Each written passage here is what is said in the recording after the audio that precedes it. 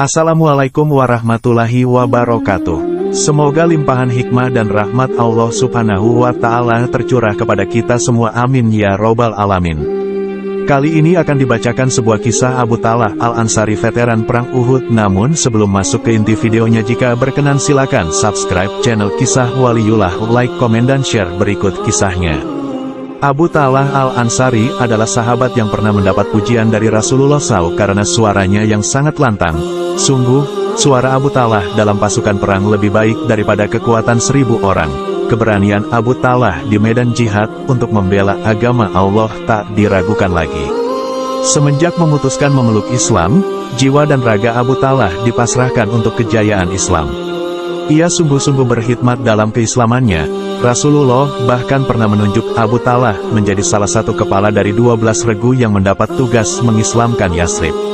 Karena cintanya yang tinggi kepada Nabi SAW, Abu Talhah ikut serta di tiap peperangan yang dipimpin Rasulullah. Bahkan jika Abu Talhah berdua saja dengan Rasulullah, maka dia akan bersimpuh di hadapan kekasih Allah ini seraya berkata, "Inilah diriku, kujadikan tebusan bagi dirimu, dan wajahku menjadi pengganti wajahmu." Keberanian Abu Talhah Al-Ansari pada perang Uhud, ketika pasukan muslim terpecah, Abu Talhah tetap bersama Nabi.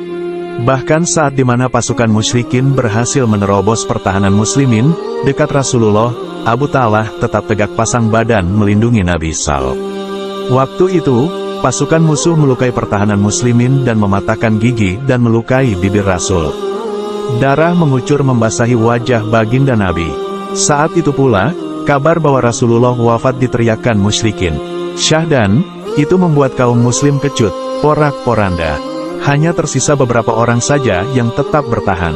Abu Talhah adalah salah satu dari yang bertahan, tetap teguh mengawal dan melindungi Rasulullah SAW.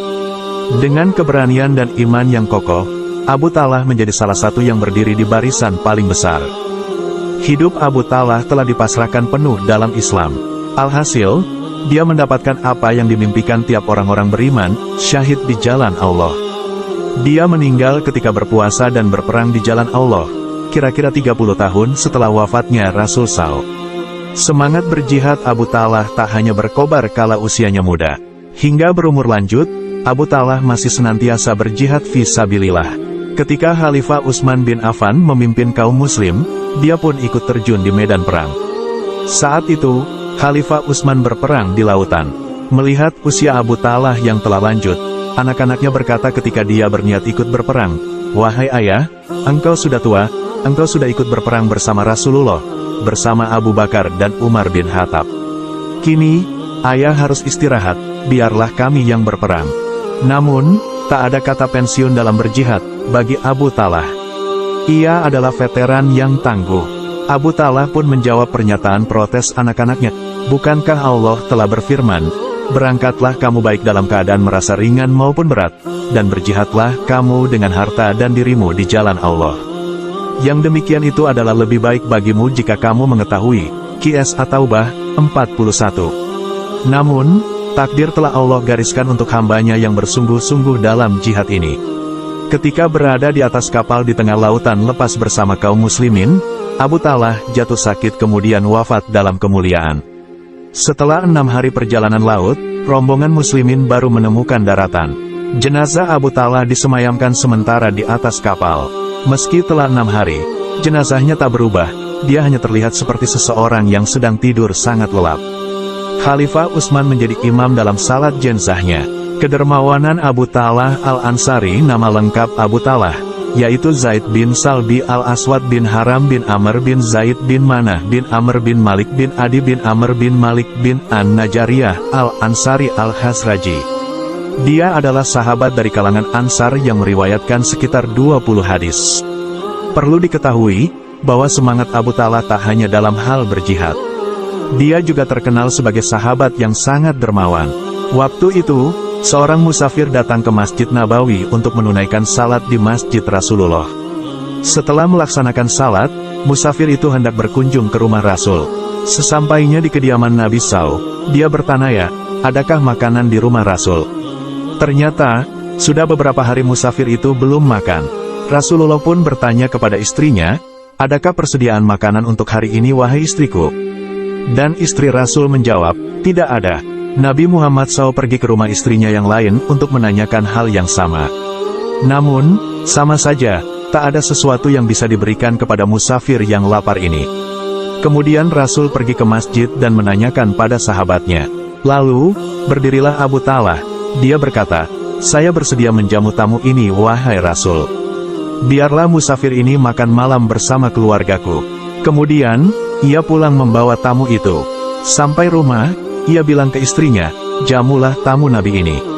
Mendengar itu, istri Abu Talhah sontak menjelaskan, bahwa kondisi keluarga saat itu tak memiliki banyak makanan. Di sana, hanya tersisa makanan sisa makan malam anak-anaknya. Kala itu, Abu Talhah dan istrinya belum makan. Meski dengan kondisi demikian, Abu Talhah tetap bilang ke istrinya untuk menyiapkan makanan yang ada, kemudian penerangan rumah dimatikan. Makanan pun telah siap. Selepas menidurkan anak-anak mereka, istrinya berdiri seakan sibuk memperbaiki penerangan yang rusak. Dalam keadaan gelap, mereka menjamu musafir itu makan malam.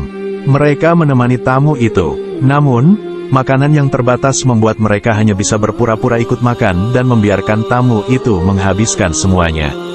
Keesokan harinya, ketika Rasulullah bertemu Abu Talhah, Rasul pun bersabda, wahai Zaid, Allah sangatlah bangga dan ridho dengan apa yang telah kamu lakukan semalam.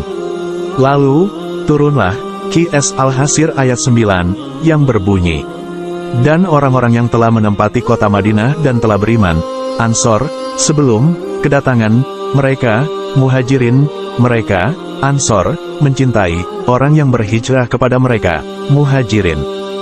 Dan mereka, Ansor, tiada menaruh keinginan dalam hati mereka terhadap apa-apa yang diberikan kepada mereka, Muhajirin, dan mereka mengutamakan orang-orang Muhajirin atas diri mereka sendiri, sekalipun mereka dalam kesusahan.